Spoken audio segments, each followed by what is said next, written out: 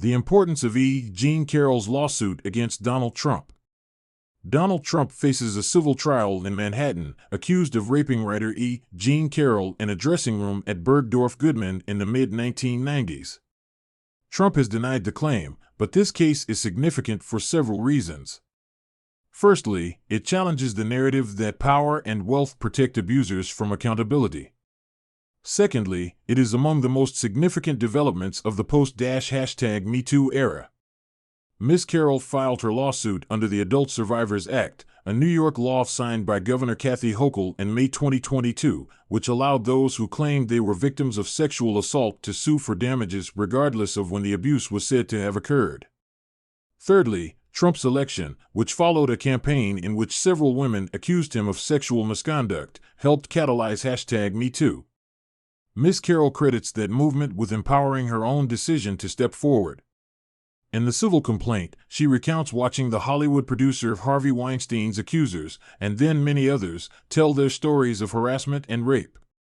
Now a jury must resolve what the judge in the case, Louis A. Kaplan of the Federal District Court in Manhattan, described in an earlier ruling as the he said, she said case. Ms. Carroll's version of events is likely to be corroborated by two friends to whom she says she promptly turned after the assault. Her depiction of Trump may also be bolstered by the Access Hollywood tape, which the judge has allowed as evidence along with the testimony of two women who have accused Trump of non-consensual sex acts, allegations that Trump has denied.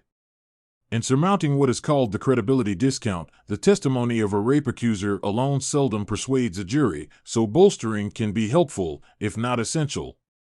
Mr. Trump's lawyers will deploy strategies that are at this point familiar, because they are often effective despite capitalizing on myths about abuse. Since Trump is anticipated not to testify at trial, his case is likely to hinge on attacking Ms. Carroll's own account. The defense may insist that she welcomed the bantering exchange that led the two to the dressing room, and Ms. Carroll's recollection in her complaint that she kept laughing after the incident may be used to support this consensual version of events. As an alternative, the defense might argue that the entire encounter was invented, noting that Ms. Carroll opted not to report the alleged rape to the police at the time or to seek medical attention. All this can be used against her as evidence she's lying. As to why she would supposedly lie, Trump's legal team may harness his own explanations. In his 2022 deposition, he suggested that Ms. Carroll is a political pawn, an attention seeker, a woman out to profit from her allegation. These are standard portrayals of rape accusers. The trial will test their ongoing power. The outcome takes on heightened significance because Trump has embraced the role of avenger on behalf of men accused of sexual misconduct. In 2016, responding to the allegations of sexual misconduct against him, Trump asserted that every woman lied when they came forward to hurt my campaign and added, if they can fight somebody like me, who has unlimited resources to fight back, just look at what they can do to you. In her complaint, Ms. Carroll says she kept quiet about what happened for decades in no small part because she feared that Trump would bury her in threats and lawsuits.